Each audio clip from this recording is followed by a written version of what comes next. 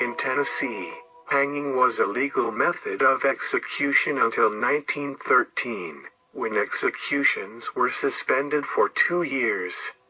In 1915, the electric chair was introduced and used for 45 years. Between 1960 and 2000, the death penalty, however, was not applied in this state.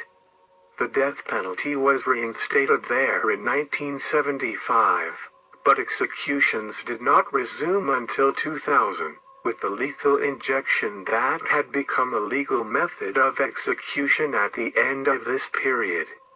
However, those sentenced to death before January 1, 1999 can request to be executed in the electric chair. Moreover, faced with difficulties in acquiring the drugs needed for lethal injections, Tennessee law was amended to once more permit electrocution as a backup method, in case of any problems with acquiring the drugs needed for lethal injections. Tennessee has carried out 13 executions since the reinstatement of the death penalty.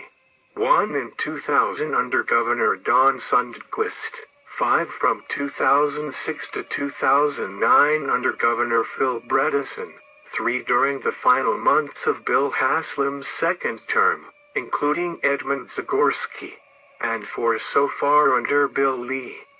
The first execution during Bredesen's governorship was that of Sedley Alley, sentenced to death for the rape, torture and murder of 19-year-old U.S. Marine Corps Lance Corporal Suzanne Marie Collins.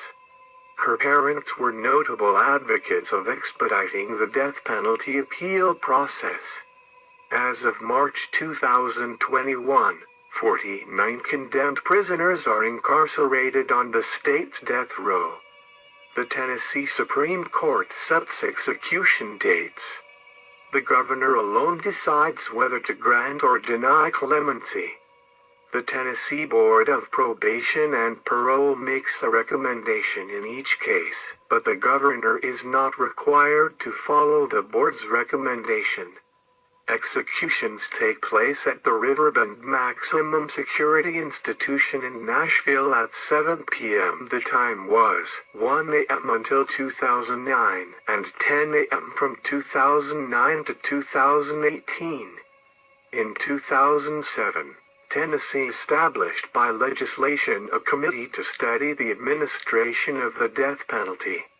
After 16 months of analysis and hearings, the Study Committee on the Death Penalty suggested reform of the death penalty without abolishing it, including the creation of an independent authority to review death sentences. Of the 2 women sentenced to death, GALLOWS was pardoned in July 2010, owing to a sentence deemed disproportionate. She was convicted in 1986 for having killed her husband who beat her. The second woman, Krista Pike, who was convicted in 1996 for having tortured to death a fellow Job Corps dormitory resident, remains on death row.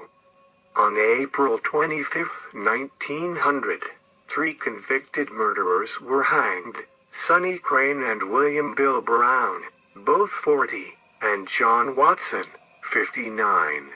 Were hanged side by side a quarter-mile from the Warren County Jail in McMinnville, Tennessee. The gallows was contained in a 30 by 30-foot enclosure and had been built especially for this day's event. There were 20 official witnesses. A crowd of about 2,000 waited outside the fence, hoping to catch a glimpse of the execution, but their view was obscured by a canvas curtain drawn hanging from the top of the gallows.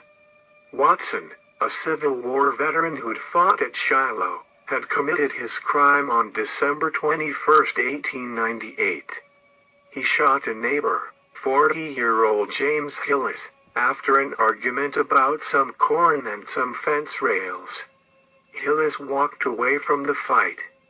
Watson fetched his shotgun, waited for his chance, then shot Hillis on the road that evening, in front of the victim's daughter.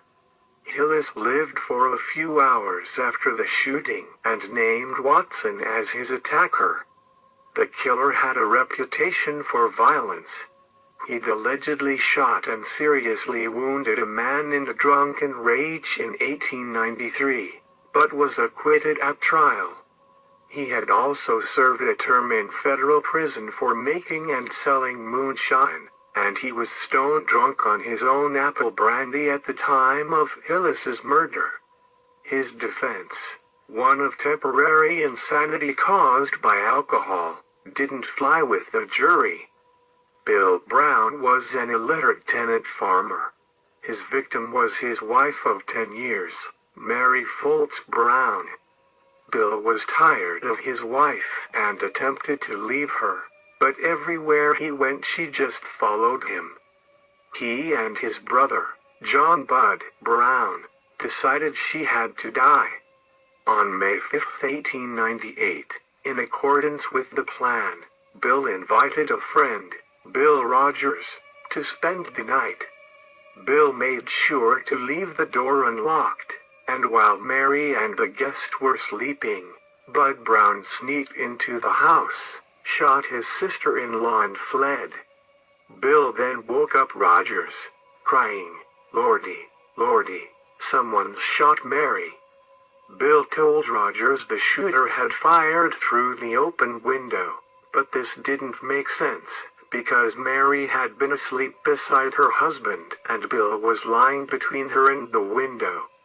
He claimed he didn't own a gun, but a search of the house turned up a recently fired pistol hidden in a trunk. It didn't take long for Bill to crack. He confessed to his role in Mary's death and implicated his brother Bud.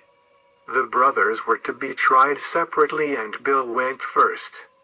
He was convicted and sentenced to death, but his conviction was appealed on the grounds that one of the jurors had mistakenly believed he was sitting at the trial of Bud Brown, not Bill Brown.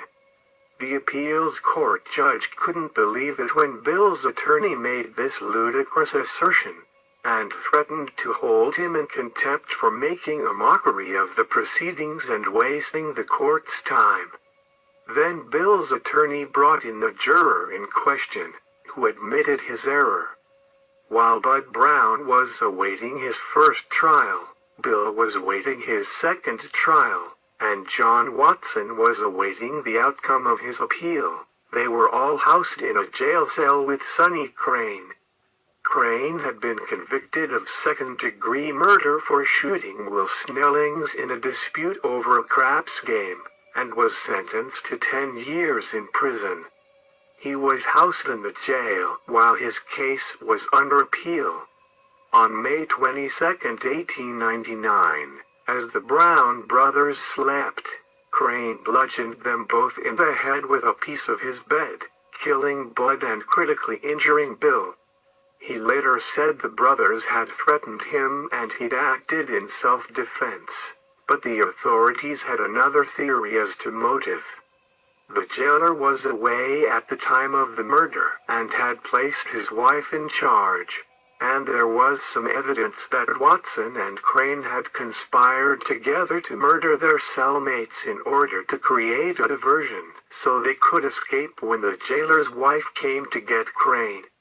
Crain was convicted of Bud Brown's murder and sentenced to death.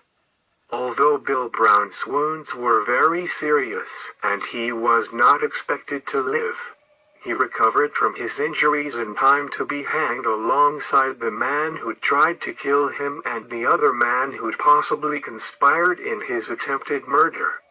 So now that no one is confused, the three ultimately set to die in this labyrinthine affair were hanged at 11:50 a.m. on April 25, 1900, attended by 3 ministers, each minister for each condemned man. Crain and Brown were stoic, but Watson's nerves failed him on the scaffold and he cried and shook as the noose was placed around his neck. It was the last public hanging ever in McMinnville. Thank you for watching Death Row.